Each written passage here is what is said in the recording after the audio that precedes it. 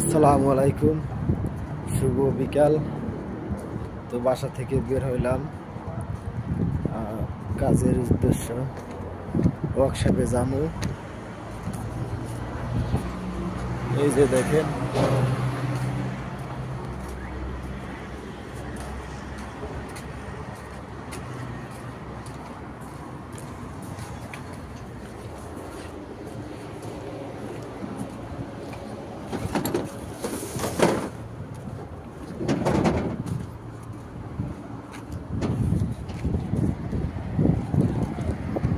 ওয়ার্কশপে যাওয়ার সময় একটা ভিডিও করলাম বিকালবেলা।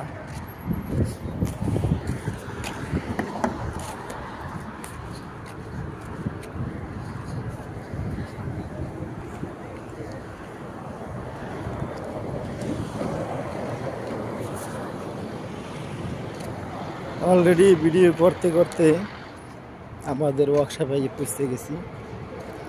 এতটুকু সময় লাগে বাসা থেকে আমাদের ওয়ার্কশপে আসার।